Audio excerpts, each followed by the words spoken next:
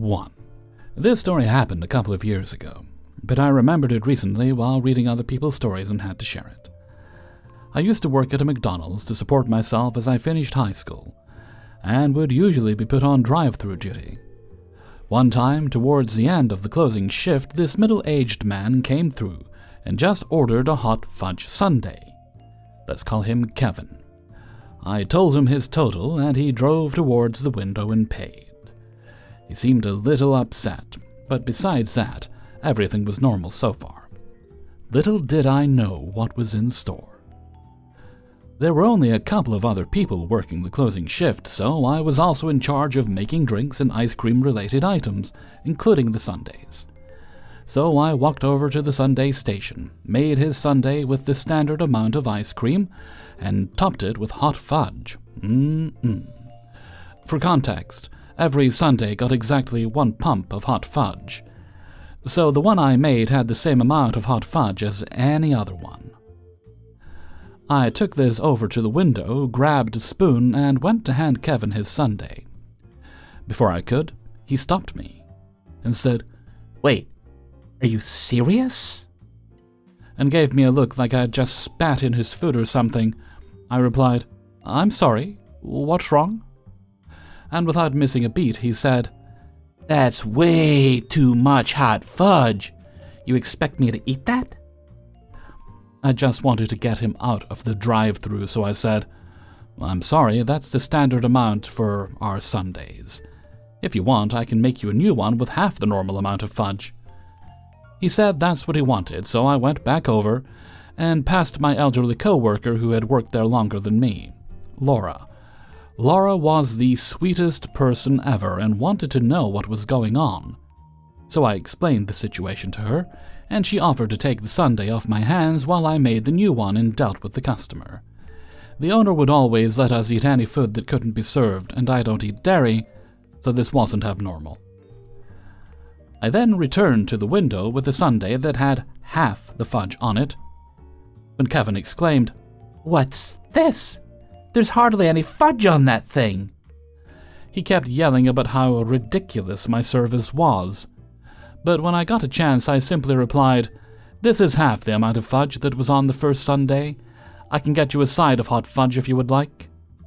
He hesitantly said, "Okay." And I closed the window. I'd had a long day, so I was starting to tear up at this point. I went back to the sundae station, and Laura asked why he wasn't happy.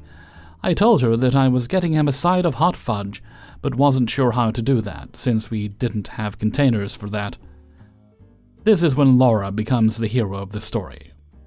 She told me she'd handle it, and grabbed the bottom half of a 2-piece sundae container, filled it with 1 pump of fudge, and went over to the window. I couldn't hear what he was saying, as I was just standing by the sundae station trying to calm down. But Laura later told me he was going on and on about how ridiculous it was that there wasn't a lid for the hot fudge container. She just replied, "Leave," to everything he said. Finally he said, "I better not spill this, or I'm coming right back here." To which she replied, "Okay, just go." And he finally drove off, never to be seen again. Laura came over and reassured me that I handled the situation well. I left that night with 2 large fries that we hadn't sold, which helped cheer me up a bit. 2. This was a few years back, around 2021, when COVID was still a big thing. Trust me, it's relevant. So I have autism and go to a day program for people with mental disorders. It's a community support group, which means we basically go out in the community and do things like shopping, volunteering, etc., in order to get us used to interacting with the outside world. During the height of the pandemic, the support group had downsized to a one-on-one. A DSP would pick me up from my house and we'd go do something for the day. One of those days I had decided, before heading home, to get myself some lunch at Amato's. It's a small pizza chain in Maine. I went in by myself as my DSP stayed in her car. I wasn't expecting to be there long, so she felt it was okay for me to go in there by myself. I ordered my food, grabbed myself a soda from the fridge, and begin my wait for my order to be done. I doom scroll on Twitter, this was before I left Twitter, to pass the time and keep my mind from wandering to places I don't want it to. Anxiety is fun. Whew. All is normal for a bit, but I soon hear someone yelling expletives near the entrance to my right.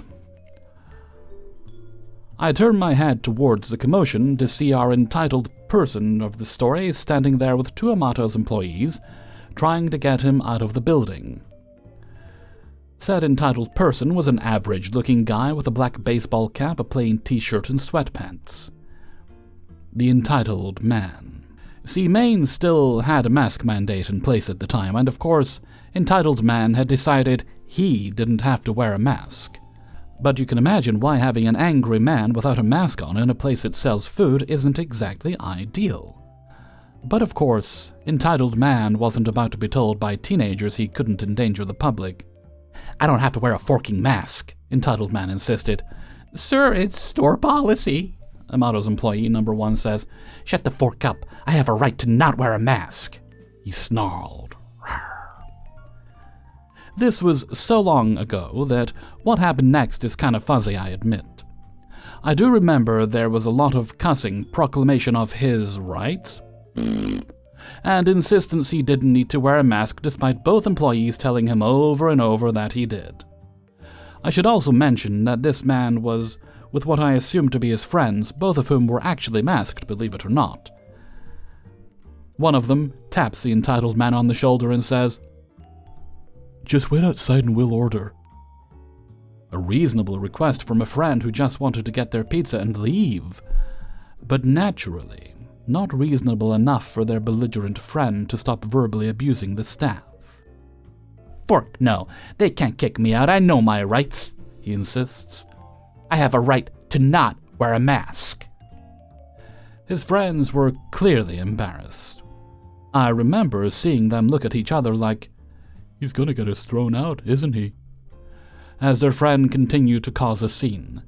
A few more moments of the two employees and his friends trying to coax him into leaving passed, before he made a discovery that flew him into an even more intense rage.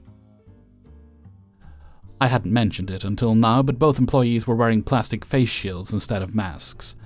Apparently, during the confrontation, one of the employees had lifted his face shield, so it was on top of his head instead of covering his face. And the entitled man apparently objected to this. "You aren't even wearing it right," he screams without a hint of irony. "You stupid motherforker.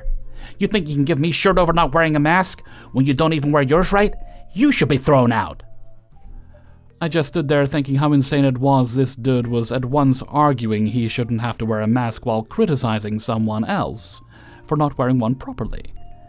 The employees had no response and just went back to trying to lightly nudge him out the door as he continued to curse at them. Eventually, EM had enough and decided to leave, but not before telling everyone he was never coming back here again, calling us a homophobic slur for wearing masks, and violently slamming the door behind him. An awkward silence followed. No one in there knew what to say or even do, but eventually things returned to normal, and orders started being called again, mine being among them. My order finally ready, and just wanting to get out of there after that whole ordeal, I left and got to the DSP's car as she drove me home, and I told her about the whole thing. I remember we shared a laugh and she told me, "Now I have a story to tell people when I get home." 3. I'm a 19-year-old male and was volunteering at a local community picnic. I didn't have much choice in my position, but I was placed on the snack station. This station had snow cone machines, cotton candy machines, and a popcorn maker. It was not the most high-tech tech, but it was still nice. I was working with just one other person, and we had some traffic. There were some incidents, like kids adding extra flavoring to their popcorn or throwing ice water at each other, but it was nothing that wasn't manageable. Classic kid stuff. Now enter the entitled kid, around 5 years old. He ordered a cotton candy, I served it to him, and he ate it and left. He later comes back and asks how it's made, so I picked him up and asked my friend to make it so I could show it to him. Then he asks if he can touch it, the heating element that spins and spits out the floss. I tell him it's really hot and demonstrated it with a small drop of water. He then says his hand is not water, so he can touch it. Wah! I told him again that it was too hot, and he did not like that. He then starts crying. But I tell him it's not worth finding out, and instead, he can scoop a bit of sugar and have another cotton candy for free. He takes his candy and heads out, still crying. Now comes the entitled mother. My son told me you didn't let him have the cotton candy. I'm not sure about that because I gave him 2, one of which he made himself. Then what's wrong? She says to the kid. He didn't let me touch it. Oh, that's it? She turns to me. Just let him touch. He's a kid. Ma'am, it's a really hot heating element. It melts sugar instantly. So I can't let him touch it and risk his hand burning. You have your hand near it and you're doing fine. It's just for a few seconds. No, I can't allow that. I'm sorry. Well, I'm sorry. Maybe another day, she says to the kid. I want to touch it now. Another day when he's not here. EM and EK then walk away, with EK constantly nagging and tugging on her clothes. My friend and I decided it was done, but he chose to tell the event organizer. God bless him for that. Around 20 minutes later, the staff told us to turn off the equipment for a while, so that we could have our meal. We put on a sign, turned off the equipment, and headed over. The events after this are from outside sources because I did not see this. Cotton candy machines are still hot even after you turn them off. Metal is still metal, and metal conducts heat. Around 5 minutes after we left, EM lifted her kid to touch it. One of the event attendants then screamed at her to stop, which shocked her, and she accidentally forced her son's hand onto the heating element. Cue EK screaming, "Ah!" I heard it, ran out of the nearby tent and checked on him. The event organizers and other attendants brought a first aid kit and helped him. As this was happening, guess who starts blaming me for the occurrence? Why didn't you turn it off? I did. You can see the power is off and it is disconnected. The event manager chimes in. I don't think they're at fault. I saw you picking up your kids and they told me you wanted to do this before. Well, he didn't let me. It would have burned his hand. There were also signs on the side of the machine saying that you should not touch it. Well, if I let him touch it first, this wouldn't have happened. Are you hearing yourself? Your kid just burned his hand and you wanted to let him touch it? At least this time we're all here and you were with him. Oh, so you're blaming me. I paid for the ticket. You should be on my side. My son burned his hand, and you think I wanted him to do it? I wanted him to be able to see the tool. He's just tall enough to see it. So you asking them to let you touch it before didn't happen. Him, me, telling you that it's hot didn't happen. The warnings on the device don't exist. You lifting your son and pressing his hand didn't happen. If I weren't scared, then it wouldn't have happened. You shouldn't have had him in that position to begin with. The argument then went on for a while before EM backed down and took EK to, presumably, a hospital. The event manager and most of the attendants were on our side. I will see what the aftermath of this will be in a few days, but damn, wanting to touch a heating element was not something I even imagined was a possibility, let alone from a parent. P.S. At the end of the event, both of us, my friend and I, were given some marinated chicken to take home for our transgressions. 4. My mom has 3 sisters. We'll call them Tuesday, Hippie, and Mask. My mom will be called Crystal. We also only have one grandma, and she poured most of her time into Tuesday, Hippie, and Mask. They were her darling little girls. Crystal was beloved by my grandpa and spent most time with him. My grandma never hid her disdain for my mother, often throwing things at her or hitting her for something as simple as crying when an animal died or when she got an injury. She also emotionally and psychologically tortured my grandpa. How? Well, in high school, my grandma had a boyfriend, Ted. Ted eventually broke up with her and moved on, but she never forgot about him. often comparing my grandpa to him and claiming that Ted drives a Porsche or a Ferrari or some other sports car. The funny thing is, he had been no contact with her since he dumped her, so this was all stuff made up in her mind. This is to give you an idea of what I've been dealing with. On to the main point. My grandma has Alzheimer's or dementia, I'm not sure which, as I'm dumb. She has seriously deteriorated in the past 3 days to the point where she can't remember events that happened 1 day ago, and gets events confused.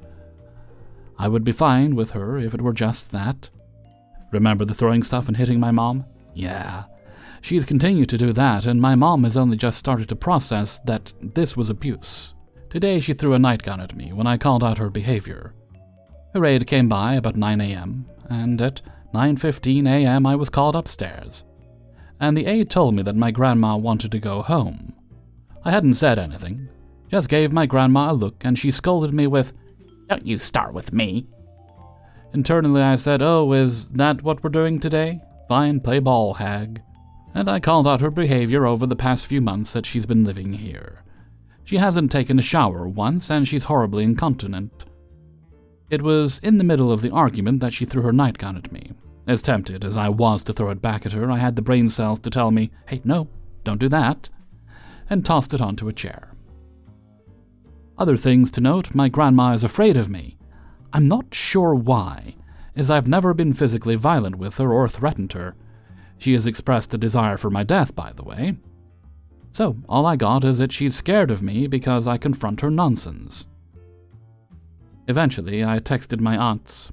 The texts are as follows. Update on Grandma, she has rapidly deteriorated mentally in the last week or 3 days. Because of this, it is unsafe for my mom and I to assist in moving her. She is becoming violent and throwing things. She threw a jar of facial cream at my mother and threw her nightgun at me this morning. Obviously, I'm not hurt, but I'm scared that she's becoming comfortable enough to take such actions. Mask responds, "She's always had periods of becoming angry. Sorry that you're seeing it for the first time. What has changed in her routine this week? Is she having visits from the aide or getting out?" This isn't my first time seeing it. This is the first time she's thrown something at me. Something my mom doesn't even do. Nothing has changed at all. The aide came by, is still here, and was told to go home by Grandma. She never goes out because she adamantly denies being able to, just like she denies being able to shower, and has decided she's unable to walk down the hall anymore. I'm upset because she's becoming physically violent, and it's not okay. Mask responds, "You're right, it's not okay, and I can understand that it's upsetting. Some days are better than others for all of us, and as we age, there is less resilience.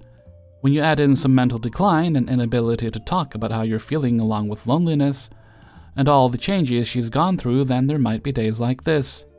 It's not easy to put yourself in her shoes because you have many life experiences ahead of you, so it can be more challenging to problem solve in the moment. One day at a time, she is a human that's most likely really hurting." Internally, I'm screaming, "I never thought I'd live through high school. I'm human and I'm also hurting. Screw off." So, yeah. 5. In the summer of 1999, I graduated high school. I was in the process of moving away from home in order to head to college. The following fall, when the off-campus apartment I was going to rent fell through, I fell through. I mean, the building had such terrible structural damage that it ended up being condemned due to a deteriorating foundation, amongst other things. So for a few days, I put the kibosh on packing when I finally got a phone call from my buddy Frank. He moved the year prior to a little town on the outskirts of Philadelphia. He and his roommate had one more room for me, so they ended up calling my parents in secret to fill them in on the offer, and they surprised me that weekend by showing up to talk to me about it in person. Of course, I was on board. Frank and I had been friends since the 4th grade, and we're still friends to this day. So they stayed for about a week, and we caught up. I meet his roommate, and honestly, he's a stand-up dude, nothing like some of the other horror stories I've heard of on this channel. The guy helped out at his dad's deli and even went so far as to ask him about the possibility of offering me a job once I moved in. I would later come to find out not only was this a fantastic idea, I would meet a few more people that would become more or less extended family.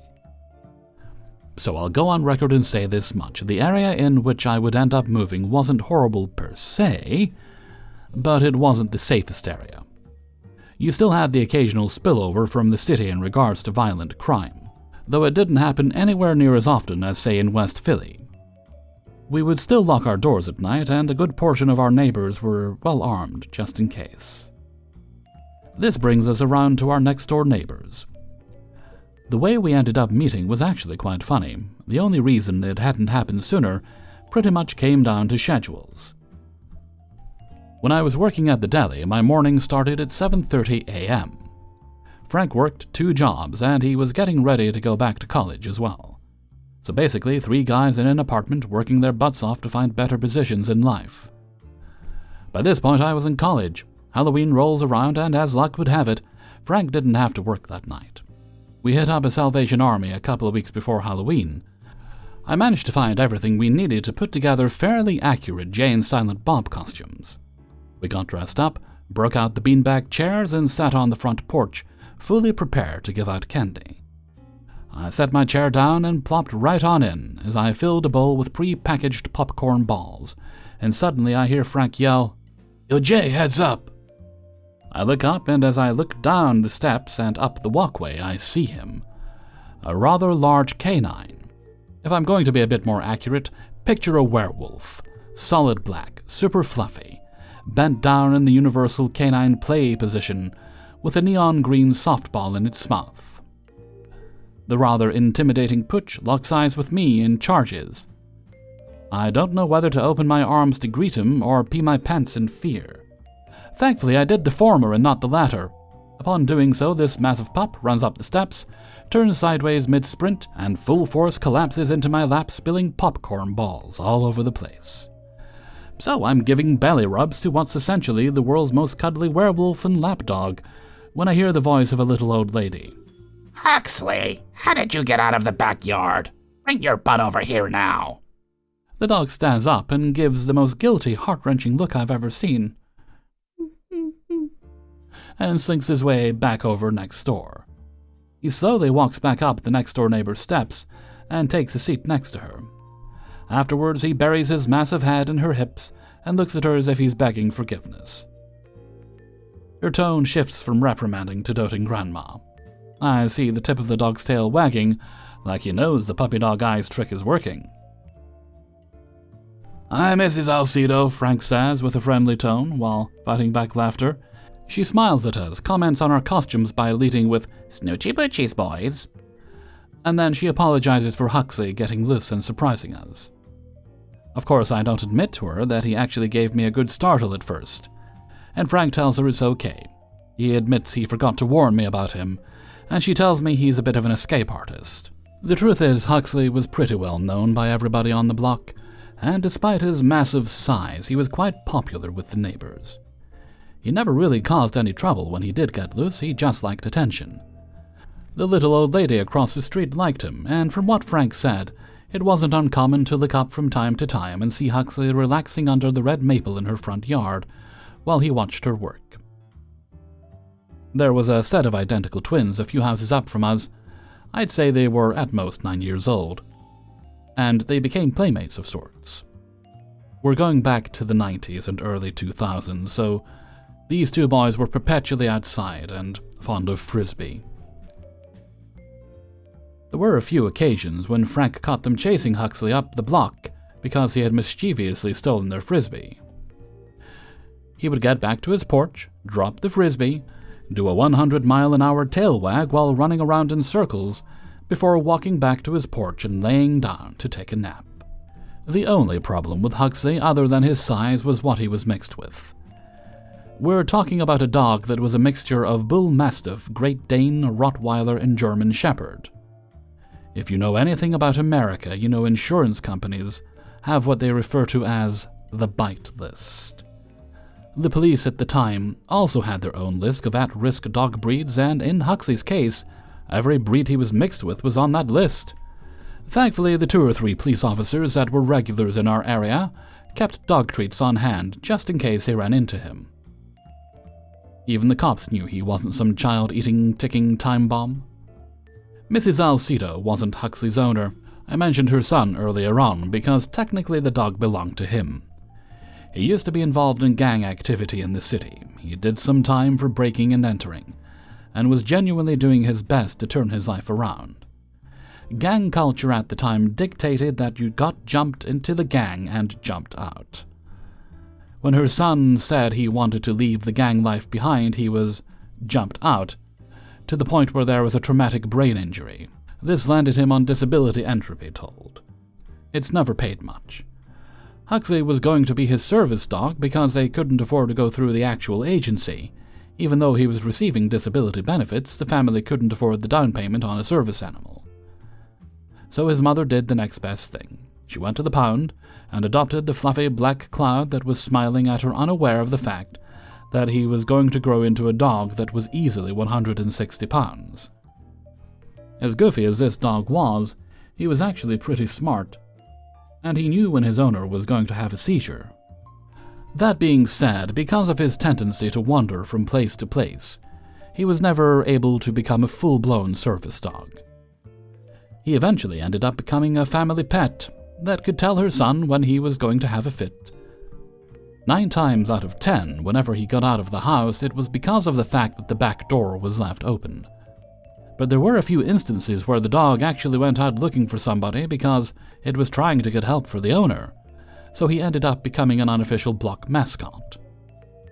I know I've given a lot of black stories, so on to the event at hand. At some point in time during Halloween night, Mrs. Alcedo was giving out candy when a couple of guys our age, late teens, early 20-somethings, dressed like gang members, walked past her front porch and did a double take. Apparently, they saw her son sitting in the living room through the front window. She realized who they were, realized that they were not trick-or-treaters, and told them to keep walking.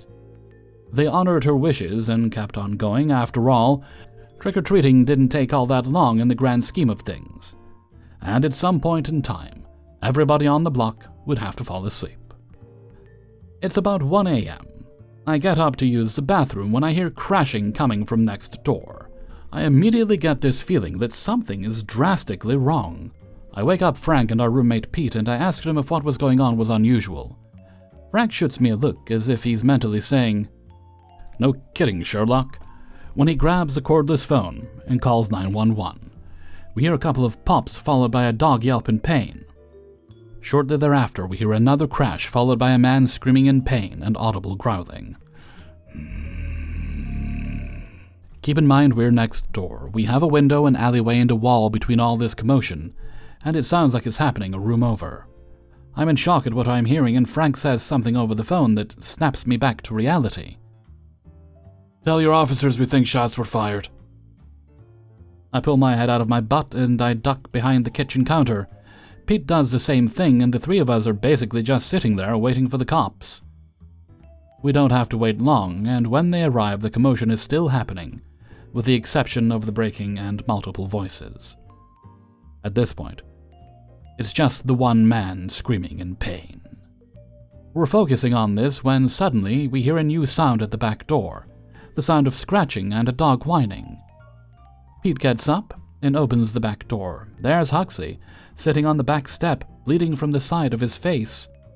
At the bottom of the step, Mrs. Alcedo and her son are crouching behind a couple of large rolling trash cans we kept in the backyard. We quickly wave them in and ask them what's going on. Frank is almost to the point where the police are getting ready to disconnect the call when he tells them the next-door residents are hiding in the kitchen with us, and it looks like their dog had been shot. We see an ambulance pull up out front.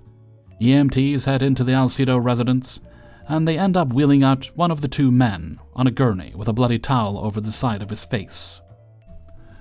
The cops eventually come over and take our statement as well as the Alcedos, and that's when we learn that the two men who came by earlier were actual gang members from a rival gang.